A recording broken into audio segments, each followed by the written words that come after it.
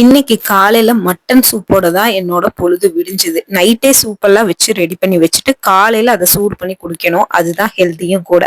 காலையில வந்து பாத்தீங்கன்னா, சிக்கன் கிரேவி தான். பையனுக்கு வந்து வெரைட்டி ரைஸ் குடுத்து ஸ்கூலுக்கு அனுப்பி விட்டாச்சு. தோசையும், தேங்காய் சட்னியும் செஞ்சாச்சு பிரேக்ஃபாஸ்ட்டுக்கு.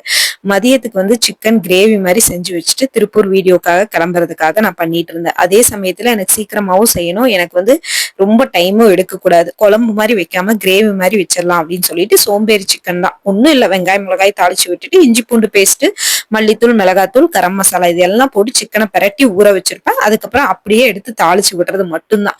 எங்காவது வெளியில போகணும், சீக்கிரமா சமைக்கணும் அப்படின்னா என்னோட ஆப்ஷன் நான்வெஜ்ஜா தான் இருக்கும். ஏன்னா அதுல வந்து பாத்தீங்கன்னா ரசம், பொரியல் செய்ய வேண்டாம் நான்வெஜ் செய்யும் போது. இதே வந்து வெஜ் செஞ்சோம் அப்படின்னா குழம்பு, ரசம், பொரியல் இந்த மாதிரி எல்லாமே செய்யணும். இந்த ஒன்ன செஞ்சு வச்சுட்டா ரசமும் கேட்க மாட்டாங்க, பொரியலும் கேட்க மாட்டாங்க. சிம்பிளா வேலை முடிஞ்சிடும். ஈவினிங் ஷூட்டிங் எல்லாம் முடிச்சுட்டு நம்ம வீட்டுக்கு வரும்போது டயர்டா இருக்கும். இட்லியோ தோசையோ கிரேவி இருக்கிறதுனால ஊத்தி சாப்பிட்டுக்கலாம் அப்படிங்கிறதுக்காக செஞ்சு வச்சுட்டு கிளம்பிட்டேன். நான் சிக்கன் சாப்பிட மாட்டேன். என் ஹஸ்பண்டுக்கும் என் பையனுக்கும் மட்டும்தான். அதனால